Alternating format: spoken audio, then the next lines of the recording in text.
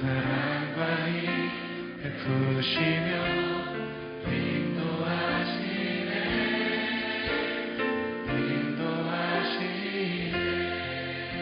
사랑과 힘 베푸시며 인도하시네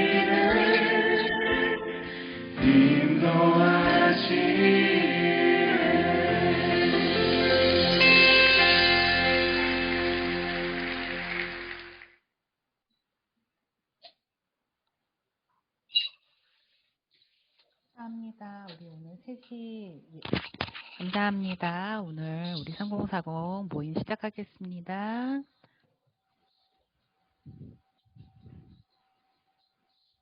같이 찬양하실까요?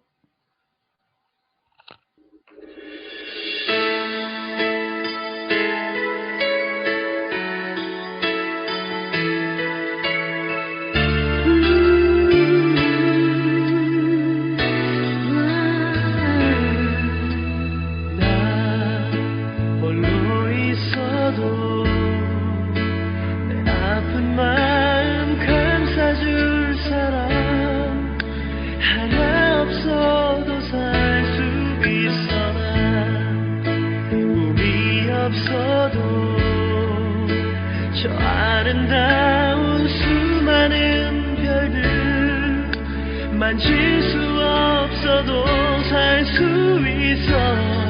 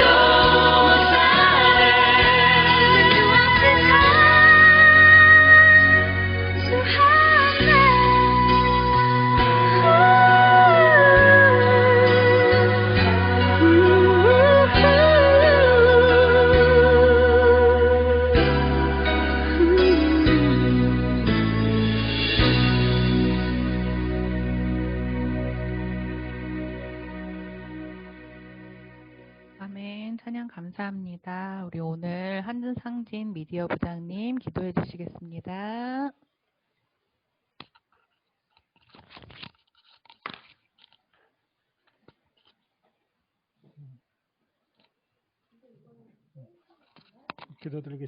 기도드리시겠습니다.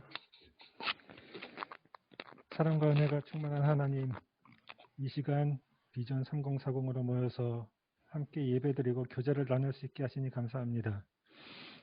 이 예배 가운데 함께 하사 목사님 말씀에 은혜 받게 하시고 주님의 위로와 사랑이 있는 나눔이 되게 하여 주시옵소서. 하나님, 코로나19로 인해서 가정과 일터에서 힘들어하는 비전 3040 회원들의 어려움을 보살펴 주시옵소서. 이 질병이 속히 지나가서 걱정과 두려움을 벗어나고 가족 간의 교류와 사회와의 관계가 회복되는 시간이 속히 돌아올 수 있도록 하여 주시옵소서. 하나님, 육신의 질병과 상처, 마음의 상처로 인해 힘들어하는 회원들과 그 가족들이 있습니다. 하나님 돌봐주시옵시고 치료하여 주시옵소서. 권우주 목사님을 성령 충만하게 채워주시옵소서. 영육간에 강건하게 하시고 그 가정에 평안을 허락하여 주시옵소서. 목사님께서 전하시는 말씀이 하나님의 말씀이 되도록 성령 충만하게 하나님 채워주시옵소서. 비전 3040에서 헌신 예배를 준비하고 있습니다. 하나님 필요한 것들을 채워주시고 많은 회원들이 참석해서 하나님께 영광 돌리는 헌신 예배가 될 수 있도록 은혜 내려주시옵소서. 이 기도를 하나님께 올려드립니다. 하나님 응답하여 주시옵소서. 주 예수 그리스도의 이름으로 감사하며 기도합니다. 아멘. 감사합니다. 우리 오늘 목사님 말씀 전해주실 때 은혜 많이 받으시기 바랍니다. 네, 오늘 말씀의 본문은 시편 81편 10절에서 14절 말씀입니다. 우리 한 목소리로 다 같이 읽도록 하겠습니다. 시작. 나는 너를 애굽 땅에서 인도하여 낸 여호와 내 하나님이 내 입을 크게 열라. 내가 채우리라 하였으나 내 백성이 내 소리를 듣지 아니하며 이스라엘이 나를 원하지 아니하였도다.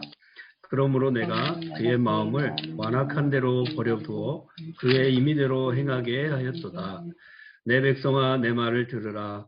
이스라엘아 내 도를 따르라. 그리하면 내가 속히 그들의 원수를 누르고 내 손을 돌려 그들의 대적들을 치리니. 아멘. 지난주에 우리가 하나님 중심으로 사는 것, 내 중심이 아니라 자기 중심이 아니라 하나님 중심으로 사는 것이 굉장히 우리 신앙의 중요한 부분이다 하는 것을 배웠습니다. 오늘도 그거와 조금 연관된 말씀이긴 합니다. 오늘 같이 보려고 하는 말씀은 이제 하나님을 경험하는 그 7가지 실체 가운데 하나님의 계획, 하나님의 목적에 대해서 한번 살펴보면서 오늘을 나누고자 합니다. 요즘 우리가 그 모세 이야기를 통해서 계속 나눔을 갖고 있습니다. 모세가 오늘도 이제 중심 인물로 이렇게 등장을 하게 되는데요. 출애굽기 2장 11절에서 15절 말씀을 보면 거기에 모세가 장성해서 자기 동족을 구하려는 마음이 생겨서 힘들게 애굽인들에게 압제를 당하고 그리고 중노동 가운데 있는 그 이스라엘 민족들을 안타깝게 여겨가지고 이제 어느 날 나가서 애굽 사람이 자기 동족을 치는 것을 보고는 그 애굽 사람을 쳐 죽이고 모래 속에 감추어뒀다 하는 기록을 우리가 보게 됩니다. 그리고 그 다음 날 또 나가보니까 거기에 이번에는 애굽 사람이 동족을 치는 것이 아니라 히브리 사람 둘이서 서로 다투는 모습을 보게 되었는데 한 사람이 잘못한 것을 보고는 그 사람에게 네가 왜 동포를 치느냐 그러면서 끼어들면서 중재를 한 것입니다. 그런데 그 사람이 모세에게 하는 말이 누가 너를 우리를 다스리는 자와 재판관으로 삼았느냐. 내가 애굽 사람을 죽인 것처럼 나도 죽이려느냐? 이러면서 모세에게 대들었다는 것이죠. 그래서 결국은 모세가 이 일 때문에 미디안으로 도망을 치게 되었다고 이렇게 성경이 기록을 하고 있습니다. 이 기록으로 우리가 미루어 볼 때 모세가 80세에 우리가 처음에 우리가 봤던 것처럼 모세가 그 미디안 광야에서 떨기나무 불꽃 가운데 하나님의 말씀하시는 것을 듣고 또 하나님께서 주신 소명을 깨닫고 이제 이스라엘 백성에게 가게 되지 않습니까? 그 사명을 받기 이전에 이미 젊을 때 자기 민족을 그 억압당하는 가운데에서 구해내려고 했었다라고 하는 자기 나름대로의 계획이 있었다는 것을 우리는 성경을 통해서 보게 되는 것이죠. 그래서 이 모세가 그때 당시에 젊었을 때 이런 계획을 세웠을 때 어떤 마음이었고 또 어떤 계획이었는가 하는 것을 우리가 성경에서 또 볼 수 있는데 우리가 사도행전 7장을 가보면 거기 스데반 집사님이 이 모세에 대한 이야기를 하면서 이 출애굽기 2장에 나오는 말씀을 주석을 달았어요. 거기에 뭐라고 기록을 했냐면은 제가 한번 읽어보겠습니다. 7장 22절부터 24절까지 말씀인데요. 모세가 애굽 사람의 모든 지혜를 배워 그의 하는 말과 하는 일들이 능하더라. 나이가 40이 되매 그 형제 이스라엘 자손을 돌볼 생각이 나더니 이 원통한 일을 당함을 보고 보호하여 압제받는 자를 위하여 원수를 갚아 애굽 사람을 쳐 죽이니라.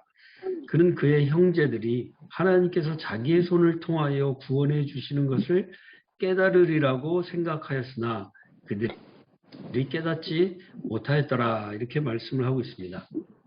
그러니까 이때 당시에 모세는 40세였고 또 바로의 양자로서 특별히 왕자로 자랐고 애굽의 지혜를 배우고 권력을 갖게 된 것이 하나님께서 자신을 통해서 이스라엘 민족을 구원하시려는 하나님의 계획이라고 하는 것을 스스로 어렴풋이 깨닫게 되었다라고 하는 것을 지금 스데반 집사님이 설교를 통해서 지금 이렇게 주석을 달아주시고 있습니다. 그러니까 이 말씀은 분명한 것이죠.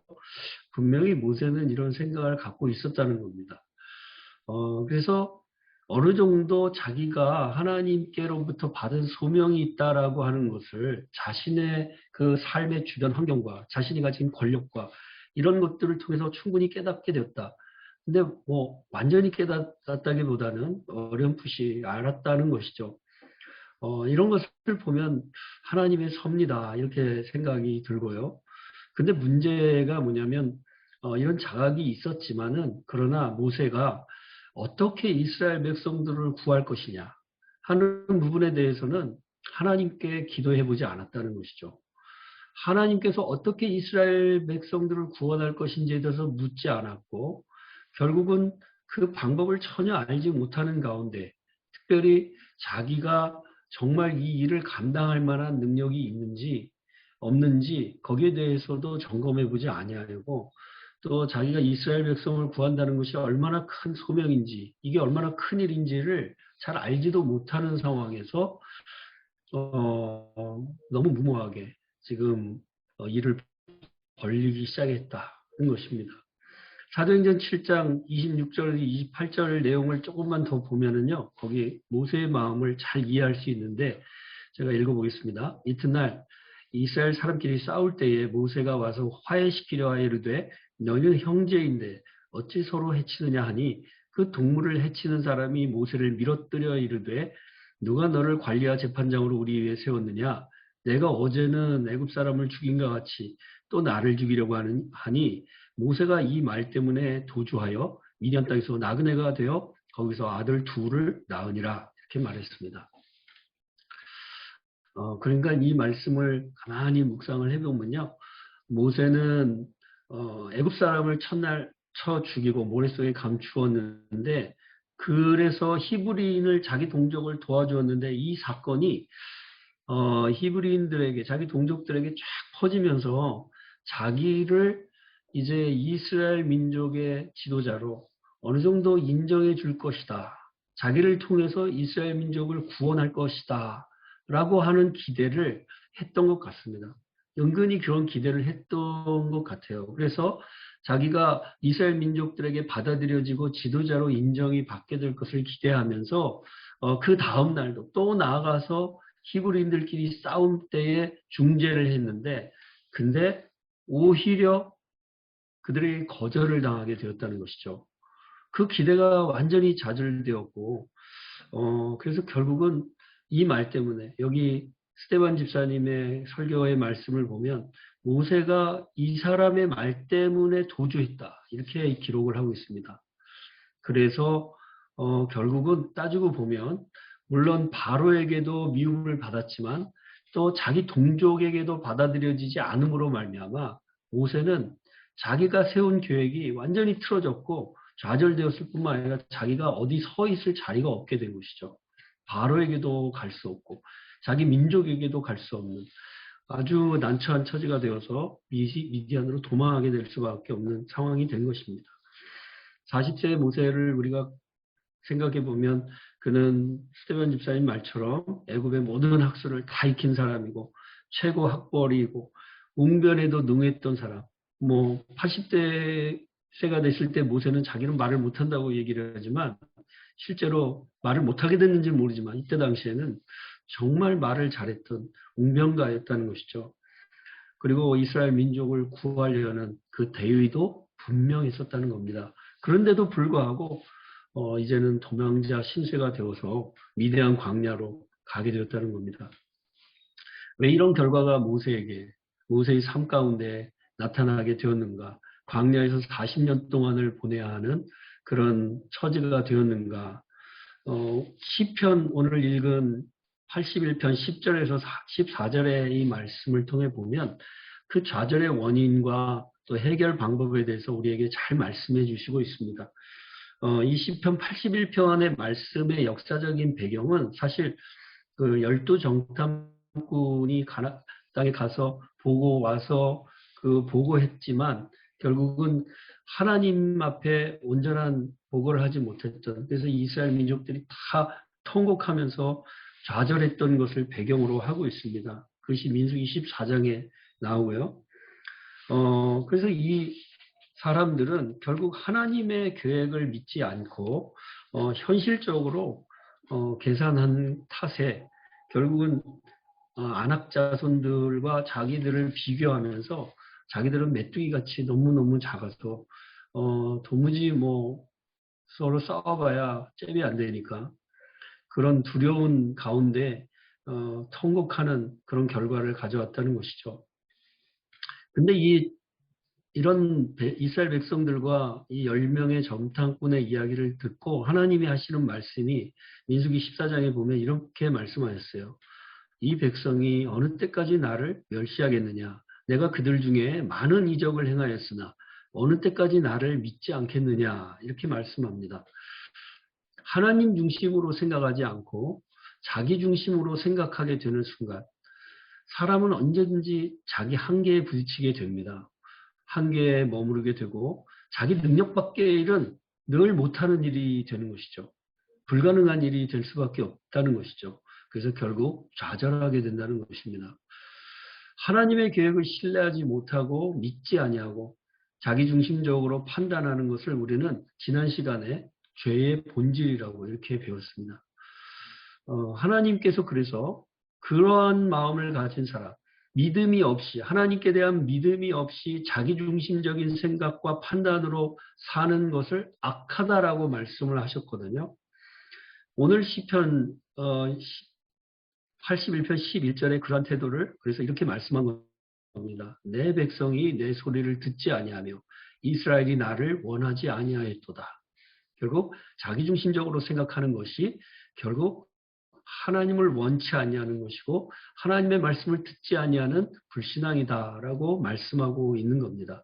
그래서 하나님이 12절 말씀을 보면 판결을 하시기를 내가 그의 마음을 완악한 대로 내버려 두어 그의 임의대로 행하게 하였도다 이렇게 말씀합니다.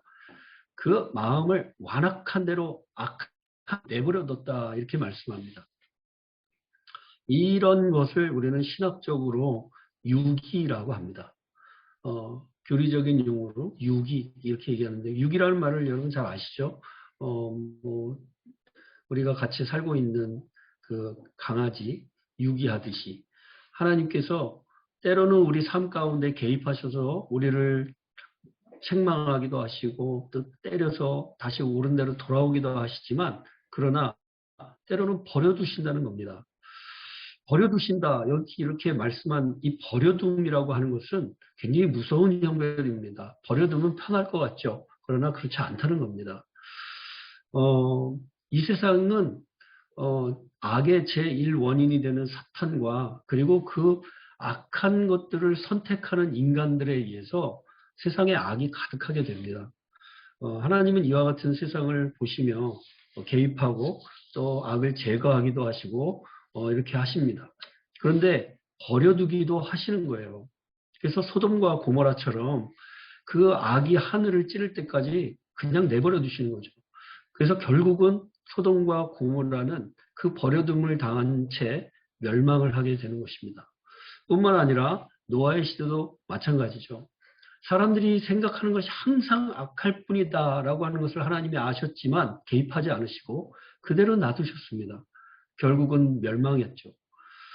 아담과 하와도 마찬가지입니다. 아담과 하와도 하나님이 주신 하나님의 형상을 가지고 있고 충분한 능력이 있고 거절할 수 있었음에도 불구하고 그 사탄의 뱀의 유혹에 그대로 빠졌습니다. 그리고 하나님이 명하지 아니한 선택을, 불순종하는 선택을 했어요. 그때 하나님이 개입하셔서 막으실 수도 있었지만, 뱀이 유혹하는 것도 막으실 수 있었지만 막지 않으셨습니다. 그 선택하는 것을 그대로 놔두십니다. 결국 인간은 죽음을 맞게 되었습니다. 그것이 하나님의 심판이라는 것이죠. 에베소서 2장 2절에 이렇게 말씀합니다. 그때 너희는 그 가운데서 행하여 이 세상 풍조를 따르고 공중의 권세 잡은 자를 따랐으니 곧 지금 불순종의 아들들 가운데서 역사하는 영이라. 그러니까 이 세상에서 하나님 믿지 아니하는 사람들은요, 공중의 권세 잡은 자를, 그러니까 사탄의 그 영적 권세 아래 들어가게 되어지고 결국은 악을 행하면서 이 세상을 살고 있다고 예수님 지금 말씀하고 있는 겁니다. 결국은 하나님의 진노 아래 있고 심판 아래 있다는 것을 말씀하고 있는 거예요.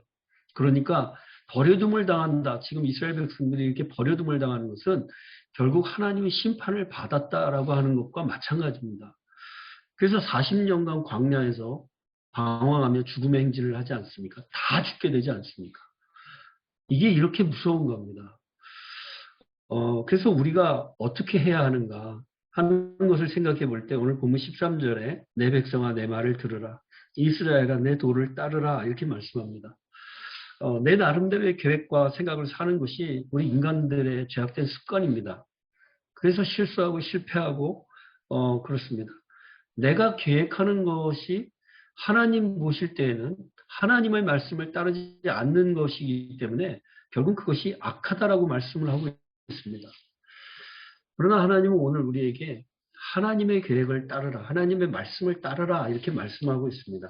그러면 하나님의 계획을 따르면 하나님이 하시는 일을 우리도 할 수 있다라고 말씀하고 있는 거죠. 그것이 바로 우리 삶의 아주 비상한 삶이 되게 하는 그와 같은 은혜가 바로 거기에 있다라는 겁니다. 그래서 오늘 본문 14절을 보면 우리가 어떤 삶을 경험하게 될 것인가? 그리하면 내가 속히 그들의 원수를 누르고 내 손을 돌려 그들의 대적들을 치리니 이렇게 말씀합니다. 하나님께서 이스라엘 백성들에게 그 거인족 안악자손을 속히 누르고 대적들을 치셔서 이스라엘 백성들이 가나안 땅에 속히 들어갈 수 있도록 해주신다라고 말씀하고 있는 겁니다. 그러므로 중요한 것은 하나님께서 나를 통해서 일하실 수 있도록 우리 자신을 하나님 앞에 내려놓고 내 삶을 조정하는 것이죠. 그것을 통해서 우리가 순종함을 통해서 하나님이 하시는 일을 우리가 하게 되는 것입니다. 만약에 우리가 이렇게 순종하지 않는다면 결국 하나님은 우리 마음대로 살도록 내버려 두실 것입니다. 그러나 때로는 하나님이 치셔서 우리를 돌아오게 하실 수도 있죠. 그것은 감사한 것이죠. 그러나 그렇지 않는다면 더 무서운 형벌 가운데 있다라고 하는 것을 우리는 기억해야 합니다. 오늘 이 한 주간에도요, 나의 계획을 내려놓고 하나님의 계획에 귀를 기울이면서 은혜의 땅, 약속의 땅을 속히 경험할 수 있는 저와 여러분 되시기를 주님의 이름으로 축원드립니다. 같이 아멘. 기도하겠습니다. 하나님 아버지 감사합니다. 우리 마음 가운데 내 마음의 습관처럼 내 계획을 따라가는 우리 마음이 있습니다. 이런 죄악된 습관을 주님 속히 내려놓을 수 있게 도와주시고 하루하루 하나님의 말씀을 듣고 하나님의 생각을 따라서 하나님의 계획을 따라서 살아갈 수 있는 저희들 되어서 날마다 하나님의 말씀 가운데 순종 가운데 하나님의 일들을 능히 감당하는 하나님께서 경험하게 해주시는 새로운 날들을 날마다 맞이할 수 있는 복된 우리 3040 회원들 되도록 하나님 축복하여 주시옵소서. 예수님의 이름으로 감사하며 기도드리옵나이다. 아멘.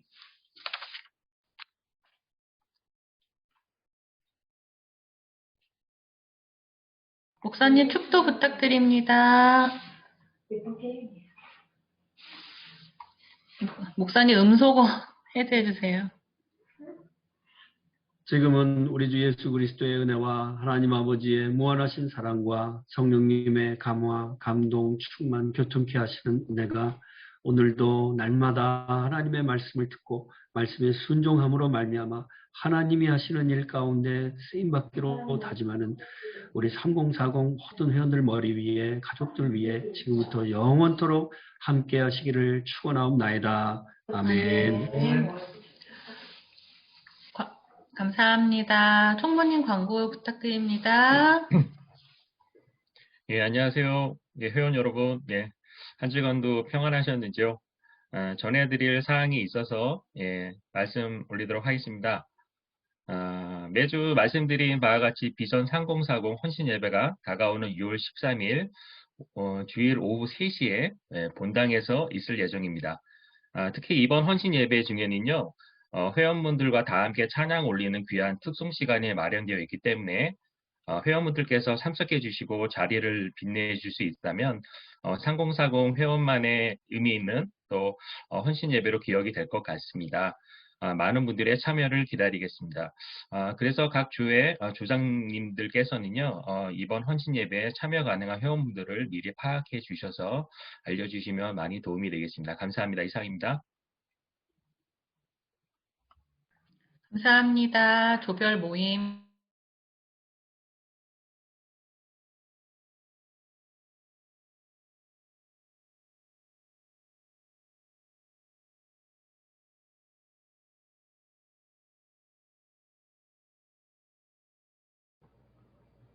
그 헌신 예배가 일주일 연기됐어요. 박수. 박수 쳐야 돼. 네, 그래서 우리 권순철 장로님이 뭐 동영상 활용을 잘하라고 뭐 PPT를 예쁘게 만들어. LED가 뭐 예쁘니까 그걸 하라고 하는데 뭐 하던 대로 하죠. 부회장님 어디 갔어요? 부회장님이 안 계십니다. 있습니다. 계십니까? 예. 네, 새해송 하시고 마치겠습니다.